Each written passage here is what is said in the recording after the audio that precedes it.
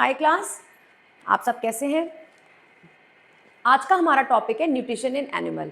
आपको याद होगा मैंने लास्ट टॉपिक पढ़ाया था न्यूट्रिशन इन प्लांट्स।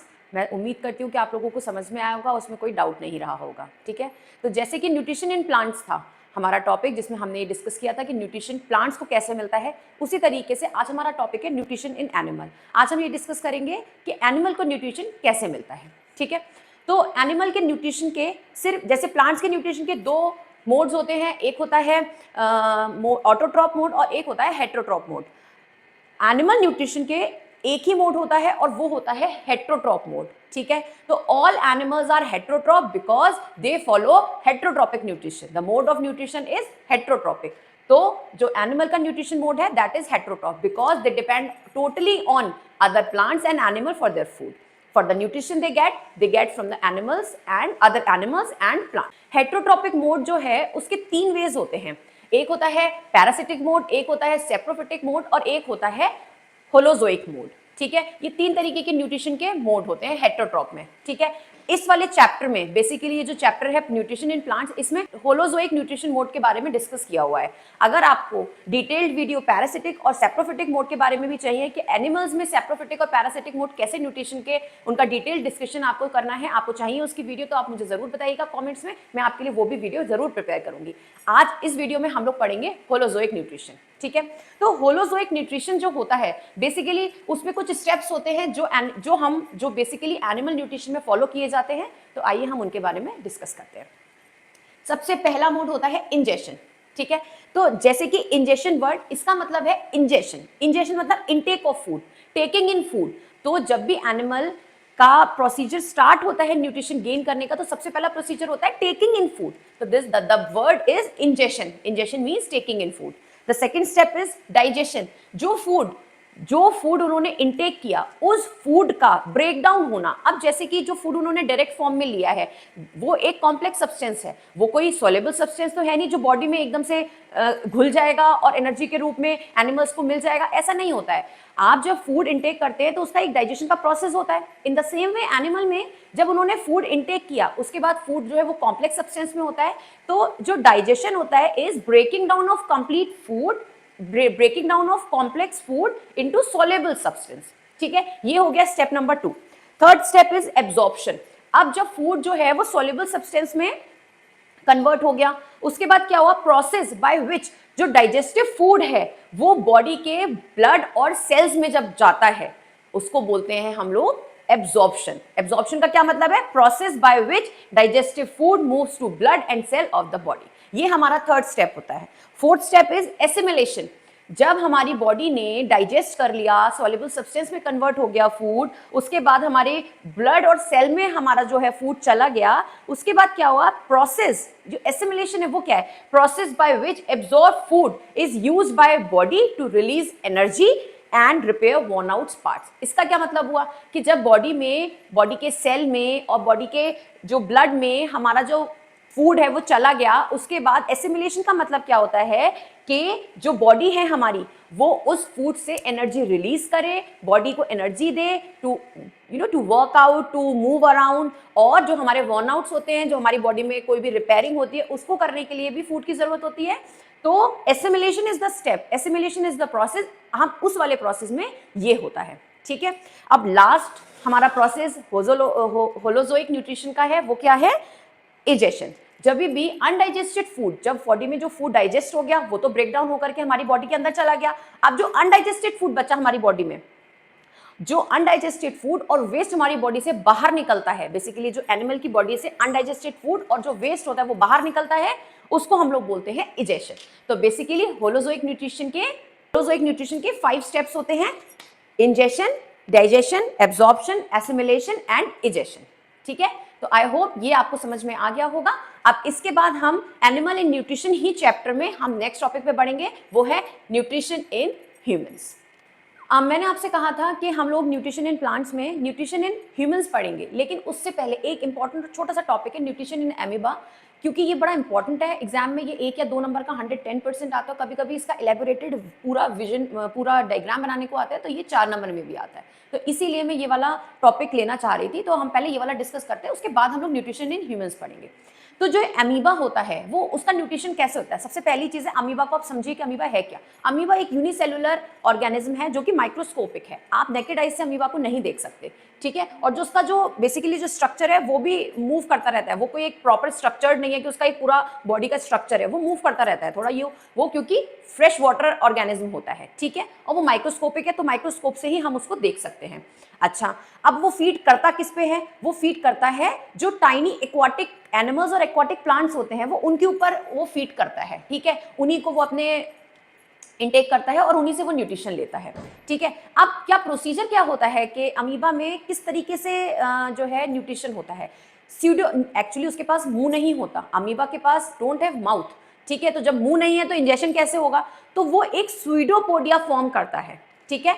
वो एक फूड इनटेक के लिए एक फिंगर लाइक प्रोजेक्शन, लाइक ऐसा करके प्रोजेक्शन फॉर्म करता है अपनी बॉडी से, और उस फॉर्मेशन के थ्रू वो फूड को अंदर लेकर के जाता है, ठीक है। ये डायग्राम मैंने एक बनाया है, रफ डायग्राम है, आप इसको थोड़ा सा अंडरस्टैंड करेंगे तो आपको समझ में आएगा। बेसिकली जो वो अमीबा होता है वो watery substance, water like structure होता है उसका, इसलिए वो मूव करता रहता है, उसका कोई एक प्रॉपर स्ट्रक्चर नहीं है, ठीक है। तो ये है अमीबा। अब ये हमारा फूड वैक्यूल है, ठीक है। इस डायग्राम से आपको ज्यादा इजीली समझ में आएगा, इसीलिए मैंने आपको डायग्राम के वे में समझाने की कोशिश कर रही हूं मैं, ठीक है। ये है फूड वैक्यूल, ठीक है। फूड वैक्यूल का क्या मतलब है कि ये फूड वैक्यूल अपने अंदर फूड को इनटेक करेगा। तो ये फूड वैक्यूल सिर्फ सेकंड, और ये है फूड, ठीक है। ये फूड अमीबा के पास आ रहा है इस फूड वैक्यूल की तरफ, ठीक है। अब क्या हुआ, ये फूड, अब अमीबा स्यूडोपोडिया फॉर्म करना शुरू करेगा अपनी बॉडी से। तो यहाँ फूड आ गया और ये अमीबा ने एक स्यूडोपोडिया, ये देखिए ये स्यूडोपोडिया फॉर्मिंग, ये देखिए पूरा एक फिंगर लाइक स्ट्रक्चर, ये फूड इसके अंदर चला गया, ठीक है। तो ये एक इस टाइप का स्ट्रक्चर फॉर्म करता है, इस टाइप का, ये रहा फूड, ठीक है। अब क्या हुआ, जैसे इसने इस टाइप का स्ट्रक्चर फॉर्म किया, अब यहां से ये बंद हो जाएगा और फूड देखिए अंदर आ गया, ये रहा, ठीक है। ये फूड अमीबा के अंदर आ गया।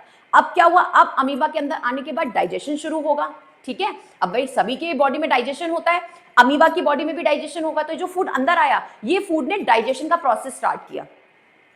यहाँ देखिए ये जो फूड पूरा फॉर्म, एक पूरा फूड है वो ब्रेक डाउन हुआ, जैसे हमारी एनिमल की बॉडी में ब्रेक डाउन होता है कॉम्प्लेक्स सब्सटेंस सॉल्युबल फॉर्म में, ऐसे ही यहाँ पे भी जो फूड है वो ब्रेक डाउन होता है सॉल्युबल सब्सटेंस में, जिससे कि उसको वो सॉल्युबल होकर के बॉडी में इन्वॉल्व हो जाए, और इवॉल्व होने के बाद हम उससे एनर्जी और हम ग्रो करने के लिए उससे जो भी हमें चाहिए न्यूट्रिशन वो हम गेन कर सकें, ठीक है। यहाँ पे डाइजेशन प्रोसेस हो रहा है। अब क्या हुआ कि जब डाइजेशन प्रोसेस हो गया, ठीक है, डाइजेशन प्रोसेस में ये डाइजेस्टेड फूड है, ये रहा, ये बॉडी इसकी एब्जॉर्ब कर लेगी, अपना यूज कर लेगी न्यूट्रिशन के फॉर्म में। जब इनके पास एक्यूमुलेशन ऑफ अनडाइजेस्टेड फूड हो जाता है, जब अमीबा के पास थोड़ा ज्यादा अनडाइजेस्टेड फूड एक्यूमुलेट हो जाता है, तो वो डिस्चार्ज करना चालू कर देता है। अब यहाँ से ये डिस्चार्ज हो रहा है, ये अनडाइजेस्टेड फूड अमीबा से बाहर रिलीज हो रहा है, ठीक है। तो ये एक बहुत छोटा सा टॉपिक था न्यूट्रिशन इन अमीबा। ये थोड़ा सा इंपॉर्टेंट टॉपिक है कि इसमें से 2 या 4 नंबर का क्वेश्चन जरूर बनता है, इसीलिए मैंने ये टॉपिक लेना जरूरी समझा। अब इसके बाद हम आगे बढ़ेंगे और न्यूट्रिशन इन ह्यूमंस के बारे में हम पढ़ेंगे। तो आगे का टॉपिक है न्यूट्रिशन इन ह्यूमन, ठीक है। तो न्यूट्रिशन इन ह्यूमन, जैसे हमने न्यूट्रिशन इन एनिमल पढ़ा था, एनिमल न्यूट्रिशन में 5 स्टेप्स फॉलो कर रहे थे हम लोग, in the same way nutrition in human में भी हम 5 स्टेप्स फॉलो करते हैं। First step is ingestion, second is digestion, third is absorption, fourth is assimilation and fifth is egestion. जैसे फूड का इंटेक होना, डाइजेस्ट होना, एब्जॉर्ब होना, और उसके बाद एनर्जी रिलीज करना, और उसके बाद अनडाइजेस्टिव फूड को बॉडी से रिलीज हो जाना, ये जो प्रोसेस हमने एनिमल में फॉलो किया था न्यूट्रिशन इन एनिमल में, exactly same nutrition in humans में होता है। लेकिन प्रोसीजर थोड़ा डिफरेंट है क्योंकि इसमें डिफरेंट ऑर्गन्स हम लोग यूज करते हैं, डिफरेंट ऑर्गन्स के थ्रू हमारा डाइजेशन होता है या हम न्यूट्रिशन इनटेक करते हैं, ठीक है। तो ये एक मैंने छोटा सा डायग्राम, रफ डायग्राम बनाया है, सो दैट कि आप आराम से अंडरस्टैंड कर पाए हमारी बॉडी के मैकेनिज्म को कि किस तरीके से काम करता है। और मैं इतनी ईजी और लेमैन लैंग्वेज में समझा रही हूँ आपको कि अगर आपको ये समझ में आ जाएगा ना, तो you can write in your own words. आपको बुकिश लैंग्वेज लर्न करने की, रटने की जरूरत नहीं पड़ेगी। आप इसे समझ लेंगे तो आप लाइफ लॉन्ग इसे याद रखेंगे, और मोरओवर आप अपनी लैंग्वेज में इसको अपने ओन वर्ड्स में लिख पाएंगे, तो वो आपको और कॉन्फिडेंस देगा, ठीक है। तो अब आप समझते हैं, अब हम समझते हैं कि कैसे डाइजेशन या nutrition in humans take place करता है, ठीक है। सबसे पहले न्यूट्रिशन ह्यूमन जो होता है वो कुछ सेवरल ऑर्गन से मिलकर के टेक प्लेस करता है। जैसे वो एक पूरा ऑर्गन, उसमें क्या होता है, हमारा माउथ, ठीक है। उसके बाद ईसोफेगस, स्टमक, उसके बाद pancreas, small intestine, large intestine, rectum और एनस। ये कुछ ऑर्गन्स हैं सेवरल जो हमारे डाइजेस्टिव सिस्टम को फॉर्म करते हैं, और जो फूड को इनटेक करने का पूरा ये जो काम है इसको हम बोलते हैं एलिमेंट्री कैनाल।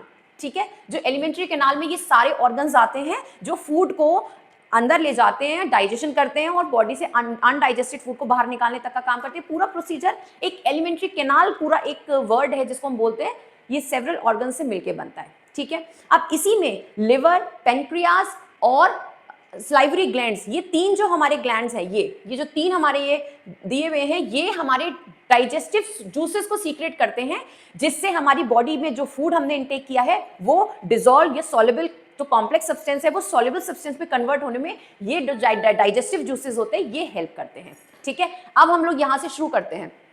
सबसे पहले हमने फूड का इनटेक किया, इंजेशन जिसको बोलते हैं टेकिंग इन फूड। तो टेकिंग इन फूड कहां से होता है? तो humans taking in food by mouth. तो सबसे पहले जब माउथ में हमने फूड को डाला तभी से हमारा डाइजेशन का प्रोसेस स्टार्ट हो जाता है। ठीक है, जैसे ही हमने फूड इनटेक किया, हमने फूड को च्यू किया। ठीक है, तो जब हमने फूड को च्यू किया तो पार्शियल डाइजेशन वहां से स्टार्ट हो गया। जो पूरा एक कॉम्प्लेक्स सब्सटेंस, जो पूरा एक फूड हमने इनटेक किया है, उसके बाद जब हमने फूड को च्यू किया तो फूड, जब हम च्यू कर रहे हैं तो फूड ब्रेक डाउन हो रहा है। तो जब फूड ब्रेक डाउन हो रहा है तो पार्शियल डाइजेशन हमारे मुंह से ही शुरू हो जाता है, हमारे माउथ से ही शुरू हो जाता है। ठीक है, तो माउथ से जब हमारा डाइजेशन स्टार्ट हुआ, स्लाइवरी ग्लैंड्स के डाइजेस्टिव जूसेस की वजह से वो जो खाना हमने खाया है वो थोड़ा सा ब्रेक डाउन होना स्टार्ट हो जाता है। फिर ईसोफेगस, ईसोफेगस को हम फूड पाइप भी बोलते हैं। ईसोफेगस के थ्रू खाना हमारी बॉडी के अंदर जा रहा है। ठीक है, यहां से खाना आपकी बॉडी के अंदर गया। जैसे खाना आपकी बॉडी के अंदर जाएगा तो यहाँ पे स्टमक में खाना चला गया। ये मैंने यहाँ पे गलत लिख दिया है by mistake, this is not mouth, this is liver. ठीक है, तो खाना जो है हमारे स्टमक तक आ गया है। ठीक है, यहां तक आपको समझ में आया कि क्या हुआ? हमने फूड का इंटेक माउथ से स्टार्ट किया, हमारे स्लाइवरी ग्लैंड के जो जूस सीक्रेट हुआ उसकी वजह से वो डिसॉल्व हुआ, फूड ब्रेक डाउन हुआ और ईसोफेगस के थ्रू फूड हमारे स्टमक तक आ गया। स्टमक में फूड आने के बाद अब स्टमक में कुछ जूसेस सीक्रेट होते हैं, उस जूसेस की सीक्रेशन से जो फूड है वो और ब्रेक डाउन होता है, और ब्रेक डाउन होने के बाद वो फूड जो है वो स्मॉल इंटेस्टाइन में चला जाता है। ठीक है, स्मॉल इंटेस्टाइन में फूड जाने के बाद इस स्मॉल इंटेस्टाइन में तीन प्रोसीजर्स टेक्स प्लेस करते हैं, that is digestion, assimilation and absorption. ये तीन चीजें स्मॉल इंटेस्टाइन में होती हैं। स्मॉल इंटेस्टाइन में जैसे ही स्टमक से फूड, जो partial digestive food small intestine में जाता है, स्मॉल इंटेस्टाइन में लिवर से जो बाइल जूस आ रहा है या सीक्रेट जो जूसेस आ रहे हैं, उससे वो जो फूड है वो और कंप्लीटली ब्रेक डाउन होने में हेल्प करता है। उसके बाद जब फूड और ब्रेक डाउन हो जाता है तो फिर एब्जॉर्प्शन का प्रोसेस स्टार्ट होता है। और एब्जॉर्प्शन में क्या होता है कि जैसे ही बॉडी ने फूड का ब्रेकडाउन हुआ, एब्जॉर्प्शन स्टार्ट हुआ, तो बॉडी ने फूड को एब्जॉर्ब करना स्टार्ट कर लिया। ठीक है, जब एब्जॉर्प्शन हुआ फिर एसिमिलेशन का प्रोसेस स्टार्ट होता है। एसिमिलेशन के प्रोसेस में क्या होता है कि जो फूड है उससे जो एनर्जी रिलीज हुई वो बॉडी अपने वर्नआउट्स में अपनी एनर्जी के लिए, अपने वर्कआउट के लिए यूज करना स्टार्ट कर देती है। और उसके बाद जो अनडाइजेस्टेड फूड है वो लार्ज इंटेस्टाइन में चला जाता है। लार्ज इंटेस्टाइन का मेन फंक्शन होता है कि जो वाटर है वो एब्जॉर्ब करता है और जो अनडाइजेस्टेड फूड है उसमें से न्यूट्रिएंट्स लेता है थोड़े मात्रा में, और बाकी जो पूरा अनडाइजेस्टेड फूड है वो रेक्टम में आ जाता है और रेक्टम के बाद एनस के थ्रू इजेशन हो जाता है, बॉडी से अनडाइजेस्टेड फूड बाहर चला जाता है। अब समझिए, मैंने आपको एक पूरा प्रॉपर मैंने थोड़ा सा आपको वो बताया है कि डाइजेशन या फूड इनटेक का प्रोसेस और फूड इजेशन तक का प्रोसेस कैसे होता है। ये मैंने एक आपको बहुत नॉर्मल लैंग्वेज में बता दिया है कि भाई ये ऐसे ऐसे करके जाता है और फिर ऐसे करके ये बॉडी से बाहर हो जाता है। अब हम इसके बारे में थोड़ा सा डिटेल पढ़ेंगे क्योंकि इसमें कुछ बेसिक बीच में चीजें आ रही हैं, जैसे डाइजेस्टिव जूसेस कहाँ से कौन सा सीक्रेट करता है, कौन सा बॉडी ऑर्गन कौन सा डाइजेस्टिव जूस सीक्रेट करता है, और उस जूस से क्या होता है, कौन से जूसेस हैं जिनसे हमारा फैट डिसॉल्व होता है, जिनसे हमारा कार्बोहाइड्रेट डिसॉल्व होता है।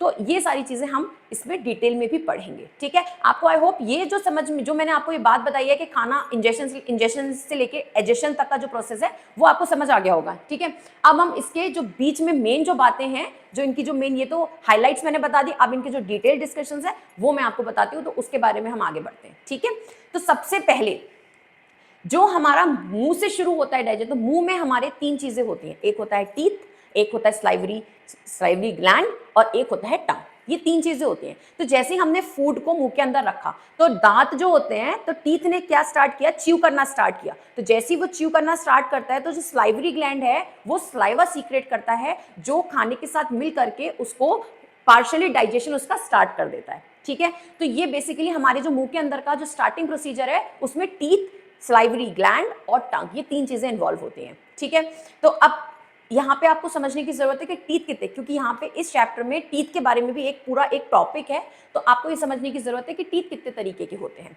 टीथ टोटल 4 तरीके के होते हैं। एक होते हैं मोलर्स, एक होते हैं प्री मोलर्स, एक इंसाइजर्स और एक होता है कैनाइन्स। ठीक है, तो ये 4 तरीके के टीथ होते हैं। ठीक है, और टीथ का जो परमानेंट स्ट्रक्चर होता है उसमें 32 टीथ्स होते हैं। ठीक है, और टेम्परेरी स्ट्रक्चर, कई बार जो बच्चों के मिल्की टीथ्स होते हैं वो टूट जाते हैं, फिर उसके बाद नया ग्रो करते हैं, तो जो परमानेंट स्ट्रक्चर है टीथ का उसमें 32 टीथ्स होते हैं। ठीक है, अब हम पढ़ते हैं टंग के बारे में। टंग के बारे में भी बहुत ज़्यादा डिटेल्ड इसमें नहीं है इन्फॉर्मेशन, और इस बेसिकली इस चैप्टर में बहुत डिटेल इन्फॉर्मेशन नहीं है। ठीक है, ये जो एक क्वेश्चन 1 नंबर का बनता है उसमें बस यही पूछा जाता है कि टंग का टेस्ट बड्स जो होते हैं वो कितने टाइप के होते हैं, तो वो बेसिकली आपको याद करने की ज़रूरत है कि टंग का जो टेस्ट बड्स हैं वो होते हैं स्वीट, बिटर, सार और सॉल्टी। ये 4 टाइप के टेस्ट बड्स होते हैं। ठीक है, इसके बाद अब हम आगे बढ़ते हैं। ये तो हमारे माउथ के बारे में हो गया। अब हम ईसोफेगस पे आते हैं। ईसोफेगस के थ्रू जो खाना है वो स्टमक तक जाता है। ठीक है, तो ईसोफेगस जो है वो एक मस्कुलर ट्यूब है। मस्कुलर, इसका मतलब है कि वो मूव करता है, ऐसा नहीं है कि वो बहुत स्टिफ है, स्टिफ नहीं है। जैसे जैसे फूड उसके अंदर जाता है वो वैसा वैसा मोल्ड अप होता जाता है। ईसोफेगस मस्कुलर ट्यूब है जो कनेक्ट करता है फेरिंक्स से स्टमक। तो यहाँ से जो स्टमक के लिए कनेक्ट करता है वो ईसोफेगस है। लेकिन एक बात याद रखिएगा कि ईसोफेगस में कभी भी डाइजेशन प्रोसेस टेक प्लेस नहीं करता। ठीक है, कई बार ट्रू फॉल्स में क्वेश्चन आ जाता है कि ईसोफेगस में डाइजेशन होता है या नहीं, कभी नहीं होता। ईसोफेगस सिर्फ खाने को यहाँ से स्टमक, माउथ से स्टमक तक ले जाने का एक जरिया है। ठीक है, अच्छा, जब हम खाना इनटेक कर रहे होते हैं, ईसोफेगस के थ्रू जब खाना स्टमक तक जा रहा होता है तो एक वेवी मूवमेंट क्रिएट होता है। क्यों? क्योंकि जो ईसोफेगस है वो मस्कुलर ट्यूब है, इसलिए एक वेवी मूवमेंट क्रिएट होता है फूड के अकॉर्डिंग, और उस जो मूवमेंट होता है उसको बोलते हैं पेरिस्टाल्सिस, उसको बोलते हैं पेरिस्टाल्सिस। ओके, अगर सपोज कभी हमें जो वॉमिट होती है, कभी हमारा जो फूड है वो स्टमक एक्सेप्ट नहीं करता, तो हमारा जो फूड है वो वॉमिट आउट हो जाता है। ठीक है, ये एक अलग टॉपिक है, ये एक अलग वो है। ये मैं जस्ट आपको बता रही हूँ कि खाना जब भी कभी हमारा फूड स्टमक लेता नहीं है तब वो हमारा खाना वॉमिट आउट हो जाता है। ठीक है, अच्छा, अब कभी कभी आपने देखा होगा आपको हिचकी आती है। ठीक है, खाना खाने के बीच में भी आ जाती है या कभी हिचकी आती है, तो वो क्यों आती है, क्या रीजन है?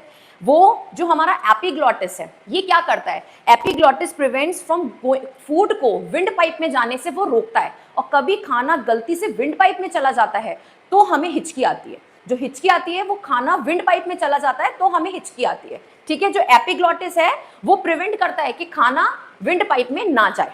ठीक है, अच्छा, ये तो हो गया हमारा माउथ के बारे में। अब ईसोफेगस से हम स्टमक तक आ चुके हैं। अब स्टमक जो है वो क्या है? स्टमक एक जे शेप्ड का मस्कुलर बैग है, मसल्स का एक बैग है, मस्कुलर जे शेप का मस्कुलर बैग है। ठीक है, फूड जो है वो स्टमक में कुछ मिनट से लेके कुछ घंटों तक रहता है डाइजेशन से पहले। ये डिपेंड करता है कि हमने किस तरीके का फूड खाया है। हमने अगर कोई भी इजीली डाइजेस्टिव फूड खाया है तो वो कुछ मिनट में, कुछ थोड़े ज़्यादा मिनट आपके स्टमक में रह के डाइजेस्ट हो जाएगा, और अगर हमने कुछ हैवी फूड खाया है जिसके डाइजेशन में बहुत ज़्यादा टाइम लगता है तो फिर वो थोड़े घंटों तक भी हमारे स्टमक में रहता है बिफोर डाइजेशन। ठीक है, तो अब हम इसके बाद ये देखेंगे कि हमारा जो स्टमक है वो कौन कौन से जो जूसेस हैं डाइजेस्टिव वो सीक्रेट करता है। अब हम बात करेंगे स्टमक के बारे में। तो जो स्टमक होता है जहाँ पे हमारा ईसोफेगस के थ्रू फूड पहुंच जाता है, अब स्टमक क्या करता है? स्टमक की जो इनर वॉल्स है वो कंसिस्ट करती है गैस्ट्रिक ग्लैंड्स से। ठीक है, गैस्ट्रिक ग्लैंड्स वो क्या सीक्रेट करती हैं? वो म्यूकस सीक्रेट करती हैं, हाइड्रोक्लोरिक एसिड सीक्रेट करती हैं और डाइजेस्टिव एंजाइम सीक्रेट करती हैं। ठीक है, तो ये 3 चीजें स्टमक सीक्रेट करता है, और वो जो सीक्रेशन है वो हमारे को हेल्प करता है फूड को और ज्यादा ब्रेक डाउन होने में। ठीक है, तो जो HCl है, जो हाइड्रोक्लोरिक एसिड है, जो वो सीक्रेट करता है स्टमक, वो क्या काम करता है? जो हम फूड खाते हैं तो फूड के साथ कई बार होता है कि जो दिखते नहीं है वैसे बैक्टीरियाज भी फूड के साथ हमारी बॉडी के अंदर चले जाते हैं। अब वो बैक्टीरियाज को किल करने का काम कौन करेगा? अब अगर अंदर वो बैक्टीरियाज किल नहीं होंगे और हर फूड के साथ हम बैक्टीरियाज खाते चले जाएंगे तो हम बीमार पड़ जाएंगे, हमारी पूरी इम्यूनिटी वीक हो जाएगी। तो जो हाइड्रोक्लोरिक एसिड होता है वो उस फूड के साथ, जो खाना हम खा रहे हैं उसके साथ जो बैक्टीरिया चले जाते हैं पेट में, उनको किल करने का काम करता है। ठीक है, और वो हेल्प करता है, जो प्रोटीन हम खा रहे हैं, जो हम खाना खा रहे हैं उसमें जो प्रोटीन है उसके डाइजेशन में हेल्प करता है। ठीक है, तो जो हाइड्रोक्लोरिक एसिड है वो बैक्टीरिया किल करता है, और जो खाने में प्रोटीन की मात्रा है वो प्रोटीन को डाइजेस्ट करने में हेल्प करता है। उसके बाद म्यूकस क्या करता है, जो हमारी जो स्टमक है उसकी जो लाइनिंग है, जो स्टमक की जो ये पूरा स्टमक का जो वो एक पूरा लाइनिंग जो बनी हुई है, वो उस लाइनिंग को protect the stomach lining from acidic action. जब भी कभी एसिडिक एक्शंस होते हैं हमारी जो स्टमक में खाने की वजह से, जो हम खाना खाते हैं उससे जो एसिडिक एक्शन हमारी स्टमक में होते हैं, उनको कंट्रोल करने का काम करता है हमारा म्यूकस। ठीक है, और थर्ड इज डाइजेस्टिव एंजाइम। ये क्या करता है, ये जो हमारा प्रोटीन डाइजेस्ट करा हाइड्रोक्लोरिक एसिड ने, ये उसको और ब्रेक डाउन करता है सिंपलर सब्सटेंस में, जिससे हमारी बॉडी उसको और अच्छी तरीके से अपनी बॉडी में इम्बाइब कर पाए। ठीक है, अच्छा, अब स्टमक से जब फूड और थोड़ा हमारा ब्रेक डाउन हुआ और थोड़ा डाइजेस्टिव फॉर्म में आया, उसके बाद ये पूरा फूड जो है ये हमारा स्मॉल इंटेस्टाइन के पास चला जाता है। अब चूंकि मैंने आपको बताया था कि स्मॉल इंटेस्टाइन 3 काम करता है, डाइजेशन, एब्जॉर्प्शन और एसिमिलेशन। ठीक है, तो अब क्या होता है, सबसे पहले आप ये समझ लीजिए कि जो स्मॉल इंटेस्टाइन होती है उसकी जो लेंथ होती है दैट इज 7.5 मीटर। ठीक है, ये जो पेट के अंदर ये जो ये डिजाइन बना हुआ है ना, ये दिस इज स्मॉल इंटेस्टाइन, ये 7.5 मीटर लॉन्ग होती है। ठीक है, अब इसमें क्या होता है, जब इस खाना इस स्मॉल इंटेस्टाइन के पास आया, अब ये इसमें कैसे डाइजेशन टेक प्लेस होगा, जो लिवर है, लिवर बाइल जूस सीक्रेट करता है। ठीक है, पेनक्रियाज जो है वो पेनक्रियाटिक जूस सीक्रेट करते हैं, और इंटेस्टाइन जो होती है ये स्मॉल इंटेस्टाइन, ये इंटेस्टाइनल जूस सीक्रेट करती है। ठीक है, अब देखिए कि लिवर का जो बाइल जूस है उसके सीक्रेशन से हमें हेल्प क्या मिलती है। जो बाइल जूस है वो इमल्सिफाई करता है हमारे फैट्स को, जो भी हमने खाना खाया है उसमें जो फैट की मात्रा है उसको कौन इमल्सिफाई करेगा, उसको इमल्सिफाई करता है बाइल जूस। ठीक है, अब पेनक्रियाटिक जूस जो होते हैं वो जो हमारा स्टमक से ब्रेक डाउन होकर के फूड हमारे पास आया, उसमें अभी भी जो गुंजाइश रह जाती है प्रोटीन की इमल्सिफिकेशन की, वो करता है हमारा पेनक्रियाटिक जूस। ठीक है, और जितने भी लिपिड्स होते हैं उन सबको इमल्सिफाई करता है हमारा पेनक्रियाटिक जूस। और जो इंटेस्टाइनल जूसेस होते हैं वो सीक्रेट करता है जो कार्ब्स होते हैं फूड में, उसको ग्लूकोज में कन्वर्ट करता है। अब कार्ब्स हमने खाया, अगर कार्ब्स जो है वो ग्लूकोज में कन्वर्ट नहीं होगा तो हमारी बॉडी को एनर्जी कैसे मिलेगी। Carbs is full of glucose, वो एनर्जी है, कार्ब्स से ही एनर्जी मिलती है। तो जो कार्ब्स है फूड में, वो जब इमल्सिफाई होता है तो वो बनता है ग्लूकोज।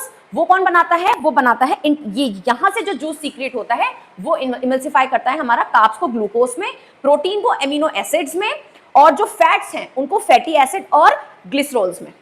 ठीक है, यहां तक बात समझ में आ गई।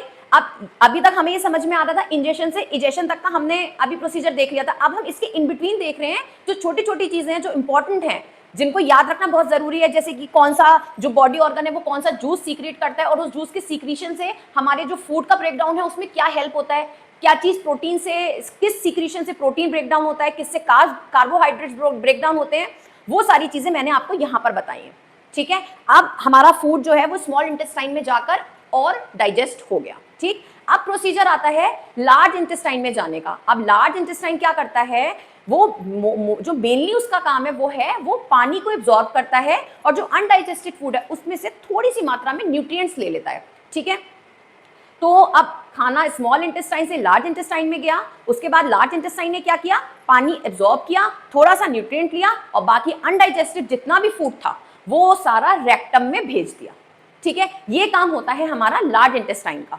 ठीक है, मैं समझ रही हूं कि आप लोगों को ये सारी बात समझ में आ पा रही है। अगर कहीं भी कोई डाउट है या मेरे समझाने में आपको कहीं कोई क्लियरेंस नहीं हो पा रही किसी चीज की, तो आप मुझे जरूर बताइए कमेंट सेक्शन में, मैं डिटेल में फिर से बता दूंगी आपको अगर आपको कहीं कोई प्रॉब्लम है। ठीक है, तो अब हम आगे बढ़ते हैं। तो अभी लार्ज इंटेस्टाइन का मैंने आपको बताया कि लार्ज इंटेस्टाइन में क्या होता है, जो स्मॉल इंटेस्टाइन से अनडाइजेस्टेड फूड लार्ज इंटेस्टाइन में आया। ठीक है, अब वो फूड क्या करेगा, उस फूड में से लार्ज इंटेस्टाइन पानी एब्जॉर्ब करेगा और कुछ मात्रा में न्यूट्रिएंट्स लेगा, और बाकी जो अनडाइजेस्टेड फूड है वो रेक्टम में भेज देगा। ठीक है, अब थोड़ा सा लार्ज इंटेस्टाइन के बारे में आप जान लीजिए कि वो 1.5 मीटर लॉन्ग होती है। ठीक है, ये मैं इसलिए बता रही हूँ कि कई बार एमसीक्यूज में ये क्वेश्चन पूछ लिए जाते हैं कि इनकी लेंथ क्या है, जैसे स्मॉल इंटेस्टाइन की या लार्ज इंटेस्टाइन की। ठीक है, अच्छा, उसके बाद जब रेक्टम में हमारा अनडाइजेस्टेड फूड आ गया तो वो ह्यूमन फिसीज स्टे करती है उसमें शॉर्ट ड्यूरेशन के लिए, और उसके बाद वो एनएस के थ्रू बाहर निकल जाती है और इस प्रोसेस को बोलते हैं इजेशन। ठीक है, तो यहाँ पे हमारा ये टॉपिक कंप्लीट होता है, nutrition in animal, nutrition in human. इस पूरे चैप्टर में आपको कोई भी क्वेरी है, कोई भी प्रॉब्लम है, अगर किसी भी टॉपिक से रिलेटेड आपको कोई टर्म कुछ समझ में नहीं आया है तो आप मुझे ज़रूर कमेंट सेक्शन में बताइए, मैं आपको उसका वहीं जवाब दूंगी। अगर कुछ और है, जैसे मैंने आपको बोला था कि सैप्रोफिटिक और पैरासिटिक न्यूट्रिशन इन एनिमल अगर आपको जानना है तो आप मुझे ज़रूर बताइए, मैं उस पर एक अलग से छोटी वीडियो आपके लिए ज़रूर बनाऊंगी। ठीक है, and thank you so much for the support. आपको अगर मेरा पढ़ाया हुआ पसंद आ रहा है तो ज़रूर लाइक करिए, हमारे चैनल को सब्सक्राइब करिए। Thank you so much guys, thanks.